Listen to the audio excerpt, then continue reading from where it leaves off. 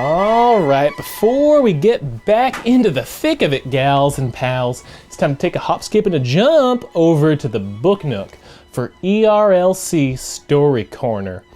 Well, in my personal life, I'm reading a John Hick devotional, and I am supplementing that with Happy Kitty Bunny Pony.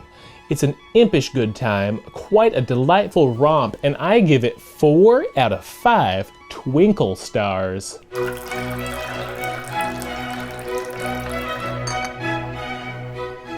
All right, time to put our little thinking caps back on about why here at the ERLC we're sticking up for CHBC and not JCC.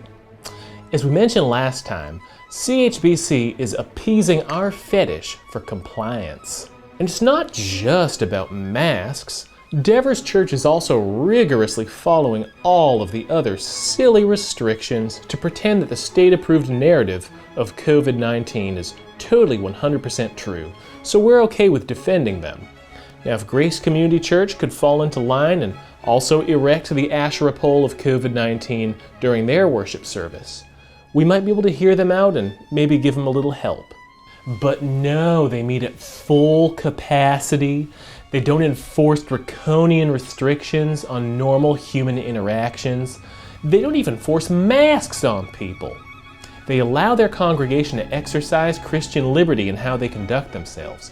And this just gets me steamed. Here we are trying to make the world think that we're a smarter, kinder, gentler breed of Christian, and JMac comes in and just knocks over our little house of cards. Just when we finally had our chance to cede all of our actual rights and responsibilities to the nanny state that we long to slavishly devote ourselves to, here comes JMac, not even pretending that there's a shred of evidence that the COVID protocols are anything other than a blatant power grab with no discernible benefit for public health. Now, some of you might say, hey, look, Devers Church is at least gathering together again.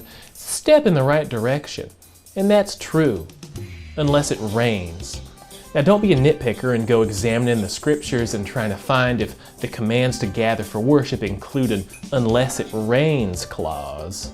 It's definitely okay to prioritize Caesar's logically upside down fake public health protocols over the most holy God's inerrant worship protocols.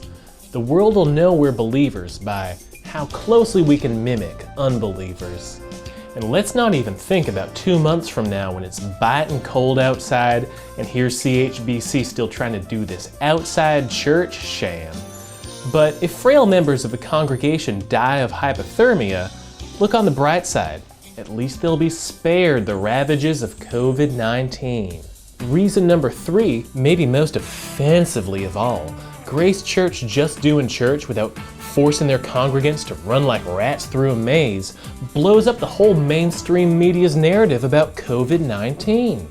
I mean, just think about it. A church of 7,000 allows all their healthy members to come gather together for 10 consecutive weeks, imposing none of the new normal edicts on them, just allowing common sense and normal sanitation methods to rule the day. And 10 consecutive weeks in, not one member of that congregation has become ill with COVID-19, let alone died. This offends us greatly because we're supposed to all be in this together. Now we look like a bunch of ninnies. What a harmful witness to the world to see all these yahoos coming together, unafraid of the ongoing pandemic, unafraid of the open threats from petty tyrants or state-sanctioned vigilante brown shirts like BLM Antifa types. They think it's so important to worship the Lord without bizarre, irrational restrictions. How uncouth. And despite all the consequences they're faced with, possible jail time, fines, or even the loss of social standing, they're continuing to keep their eyes fixed on Jesus, and they're not following the lemmings over the cliff. In addition to offering the usual apologies that I offer for being white, I feel I owe the world an apology for all Grace Church has been doing. And I want you to know it's okay, not all Christians are like that. The ERLC is here to prove that we're not like those yokels of the olden days of the church. We fulfill the Great Commission by seeking the approval and the accolades of the world. We in Big Eva want you to think that we've got your back, with a defense that largely ignores the problem at hand. A great example of this is my dear brother Ed Stetzer's recent article claiming that religious liberty is not violated when, quote, everyone has to follow the same rules. You see, if Caesar violates your right to worship God, that's a sin. Unless he also violates your other rights, like your right to work and provide for your family. Then it's fair and square. We base that on Solomon's proverb, one sin is bad, but two sins just kind of cancel each other out. You know, two wrongs definitely make a right. This is the kind of airtight logic that you can count on us for. Please keep funding us. Well, that about does it for this week's edition of Tea Time with Russell Moore. And remember, when it comes to religious liberty, less is more.